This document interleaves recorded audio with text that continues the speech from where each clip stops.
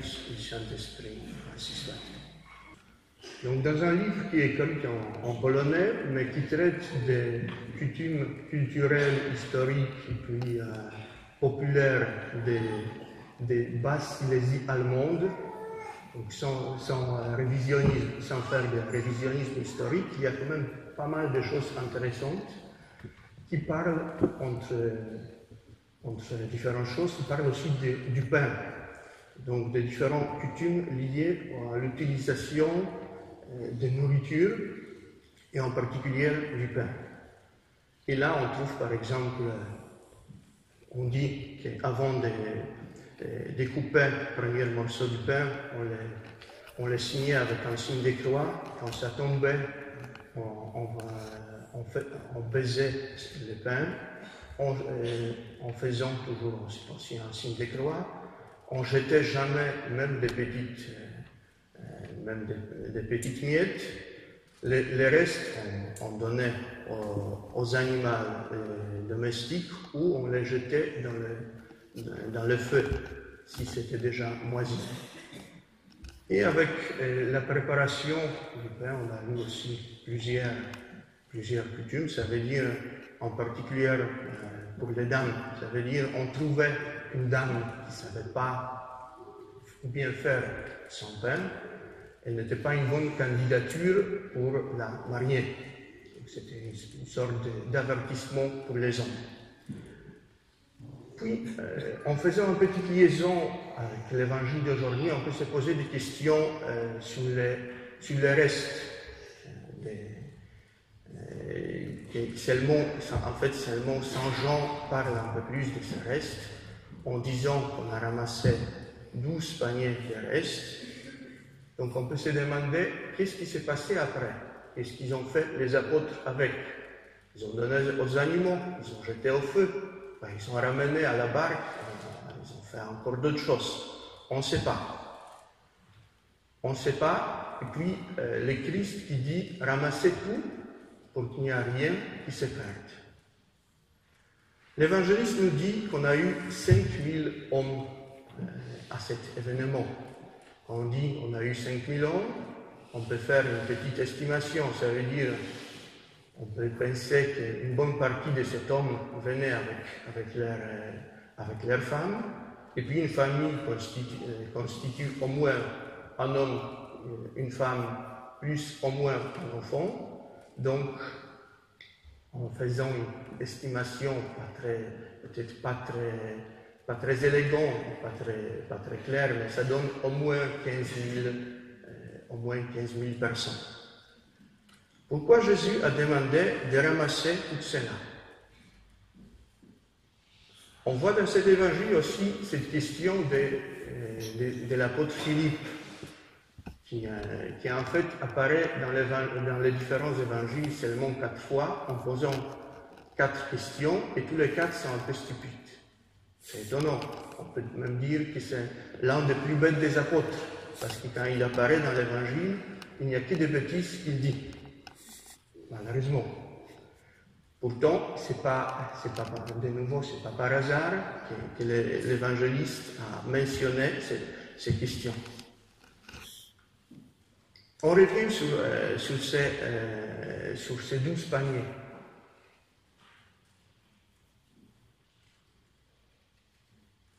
Pourquoi Jésus a demandé de les ramasser? Qu'est-ce qu'on a fait après? L'épître qu'on a lu à la messe, déjà dans le 3e verset, nous parle d'une certaine allégorie, en faisant une comparaison entre les 2 femmes d'Abraham, ça veut dire Agar et Sarah, et puis entre ça et 2 alliances qu'on a faites. Donc, en creusant un peu cette question, on peut chercher aussi une certaine interprétation allégorique de cet évangile. Il y a un mot qui est assez important qui apparaît, ça veut dire le mot perdre. On peut dire même que c'est un mot-clé qui d'ailleurs apparaît plusieurs fois dans l'évangile. On voit, entre autres cas, on le voit plusieurs fois dans la parabole sur le fils prodigue. Il y a même le père qui dit que le Fils s'est perdu, mais il s'est retrouvé. Et puis il y a un autre événement aussi intéressant, ça veut dire le Christ qui dit « Asseyez-vous sur l'herbe ». En fait, on peut imaginer que, comme Palestine de l'époque était province romaine, on mangeait aussi à la manière romaine, ça veut dire on n'était pas assis vraiment, mais on était plutôt allongé, on peut dire même couché.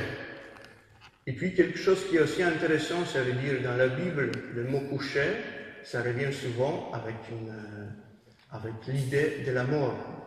Quand on parle par exemple de la résurrection de la fille de Jaïr, il y a aussi le Christ qui démontre où elle était couchée.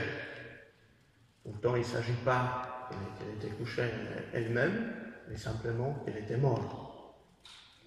Et puis, ce qui est encore intéressant, c'est que cet événement a eu lieu près de la Pâque, et sur une montagne.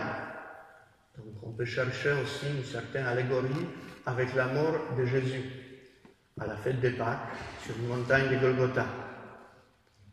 Certains pères de l'Église disent aussi, en faisant une petite remarque, que le mot « orgue » qui apparaît dans l'Évangile, ça veut dire le type de blé qui est utilisé pour confectionner le pain, a aussi une autre signification, ça veut dire une épine.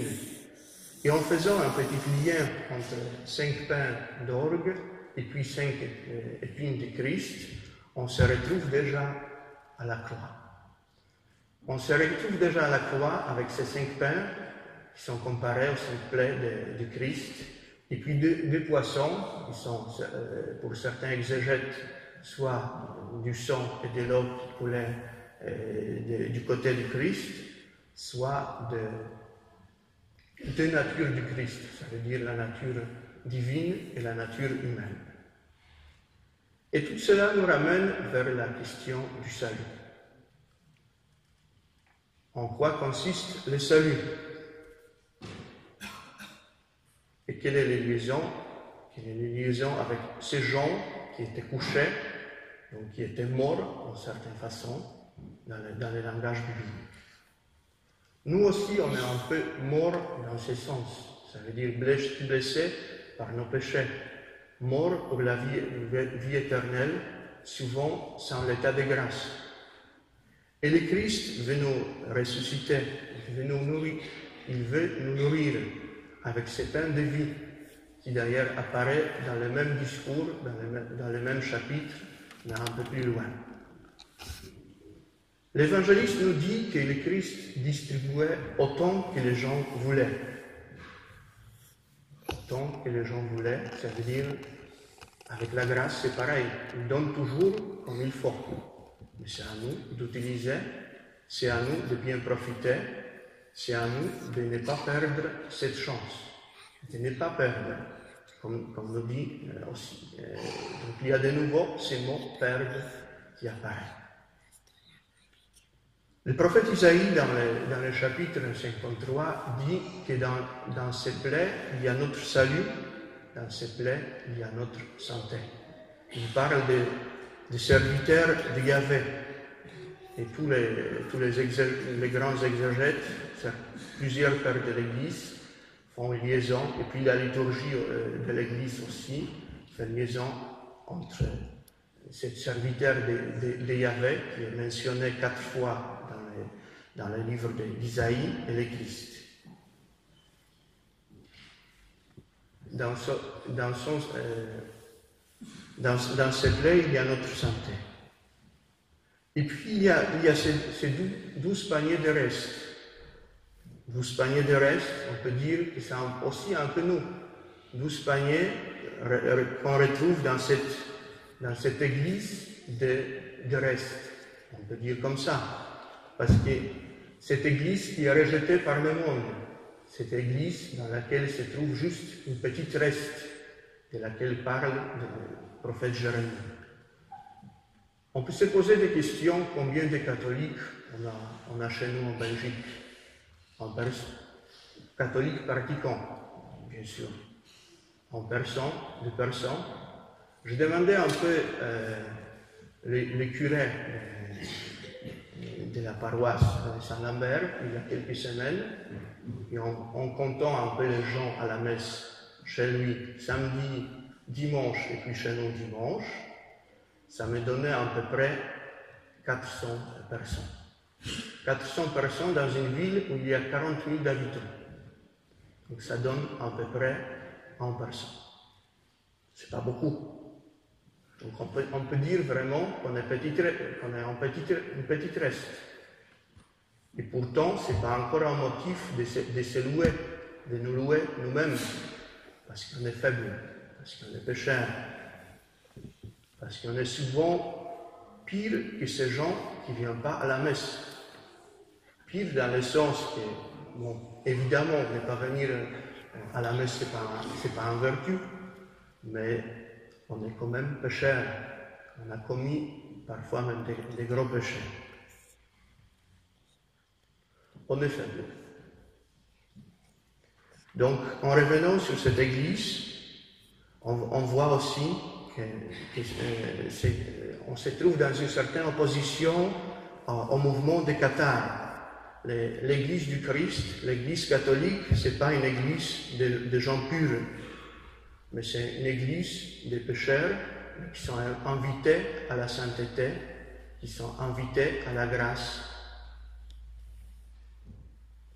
Et le Christ veut que rien ne se perde. Ça veut dire que tous se retrouvent dans ces 12 paniers. Évidemment, il y a des gens qui ne profiteront pas de cette proposition, mais il faut que dans la mesure des possibilités, il y a un grand nombre qui profitent. Donc, pas seulement nous, nos familles, nos amis, il y a aussi un devoir pour nous de se faire rapprocher